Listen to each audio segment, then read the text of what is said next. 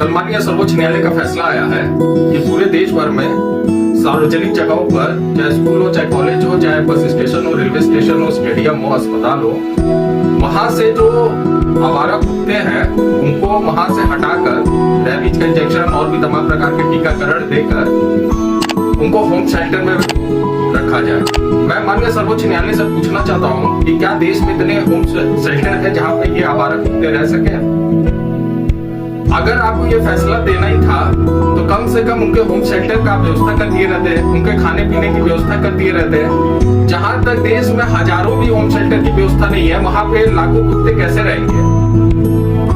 अरे अब तक तो लोकतंत्र में सिर्फ मनुष्य की हत्या होती थी, लेकिन अब तो इस लोकतंत्र में मुझे लग रहा है कि इन बेजुबान जानवरों की भी हत्या हो रही है। ये किस तरीके का आप अपराध कर रहे हैं? प्रकृति में सबको एक समान अधिकार दिया है, सबको जीने का अधिकार दिया है, सबको स्वतंत्र रहने का अधिकार दिया है। ये धरती किसी के बात की बबूती थोड़ी ना है कि एक मनुष्य किसी बेजुबान जानवर की जिंदगी के बारे में फैसला करेगा। और आपकी कानून में लिखा है 1960 पशु क्रूरता अधिनियम बना हुआ है, उसको आप हटा दीजिए। उसका मतलब ही क्या है? आईपीसी की धारा 428, 429 का मतलब क्या है? उसका तो मिसयूज तो आप ही कर रहे हैं।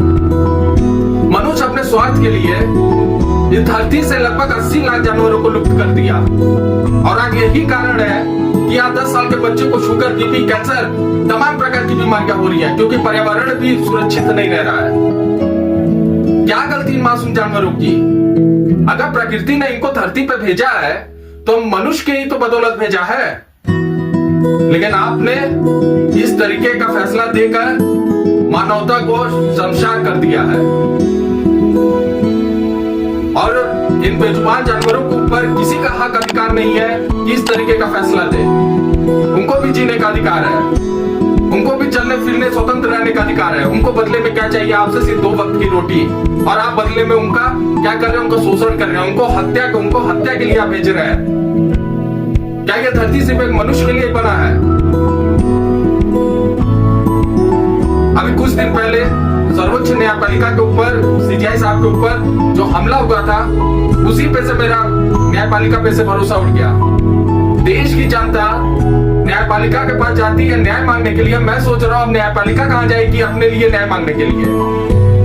और आप सर, मैं कहना चाह रहा हूं कि ये तो कई कुत्ते इस मनुष्य को काट रहे हैं, लेकिन जो देश में जो वास्तविकता कुत्ता है, जो देश को काट रहे हैं, आप उनके लिए क्या कर रहे हैं? अभी 2 महीना पहले मध्य प्रदेश, राजस्थान में कई हजार बच्चों की मौत हुई जहरीला कफ सिरप पीने से। आप उनके लिए क्या कर रहे हैं? जहरीली शराब बन रही है, आप उनके लिए क्या कर रहे हैं?